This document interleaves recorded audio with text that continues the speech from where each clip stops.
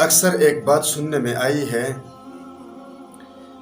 لوگ یہ شکایت کرتے ہیں کہ بھائی ہمارے پاس اللہ کا دیا ہوا سب کچھ ہے، جاب ہے، پیسہ ہے، شہرت ہے، گھر ہے، گاڑی ہے، پر دل کو سکون نہیں ہے، اطمینان نہیں ہے، رات کو ٹھیک طرح سے نیند نہیں آتی۔ کوئی ایک ایسا عمل بتا دو جو ہمیں سکون ملے، اطمینان ملے، رات کو نیند آئے۔ اس کا علاج بتاؤ۔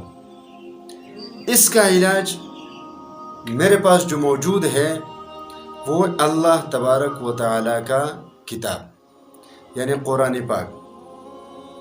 اسی قرآن پاک میں اللہ تبارک و تعالی نے فرمایا ہے الا بذکر اللہ تطمئن القلوب، دل کو اطمینان نصیب ہوتی ہے اللہ کی یاد سے۔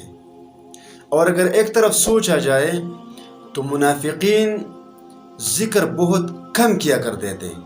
اللہ تبارک و تعالی نے فرمایا ہے 5ویں پارے میں وَلَا يَذْكُرُونَ اللَّهَ إِلَّا قَلِيلًا، یہ لوگ اللہ کو یاد کرتے ہیں مگر بہت تھوڑا۔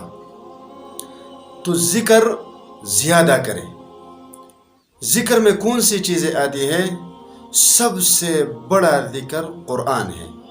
قرآن پاک کی تلاوت کیا کریں، تھوڑی تلاوت کریں، ایک رکوع کریں، ایک پاؤ کریں، آدھا پارہ کریں، پورا پارہ کریں، لیکن کریں روزانہ۔ اس سے دلوں کو جو اطمینان ملتی ہے اور سکون ملتا ہے، یقین جانیے کسی اور چیز سے نہیں ملتی۔ دوسری نمبر پر کلمہ ہے، کلمہ طیبہ۔ تیسرا کلمہ ہے سبحان اللہ و بحمدہ سبحان اللہ العظیم۔ بہترین ذکر ہے۔ اللہ کو یاد کرے، اللہ تبارک و تعالیٰ کی ذکر کرے تو اس کا فائدہ ہوگا کہ ہمارے دل آباد ہوں گے، اور اگر ہمارے دل آباد ہوں گے تو اطمینان بھی ہوگی، سکون بھی ہوگا، رات کو نیند بھی آئے گی۔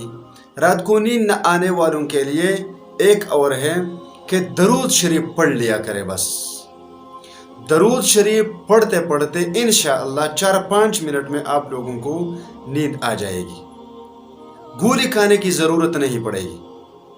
تو درود شریف پڑھیں، استغفار پڑھیں، گناہوں کو چھوڑ دیں تو ہمارے دل مطمئن ہوں گے۔ دل مطمئن ہوں گے تو سکون ملے گا، سکون ملے گا تو ہم جہاں بھی ہوں گے، جیسے بھی ہوں گے، ہم مطمئن ہوں گے، اطمینان سے ہوں گے، سکون سے ہوں گے۔ تو جو میں نے وظیفہ بتا دیا، سب سے بڑا وظیفہ اللہ کی یاد ہے۔ اللہ کو یاد کرو اور اللہ کو خوب یاد کرو، انشاءاللہ تعالی کسی اور چیز کی ضرورت نہیں پڑے گی اور سکون ملے گا، اطمینان نصیب ہوگا، رات کو نیند بھی آئے گی اور ہماری زندگی آسانی سے گزرے گی۔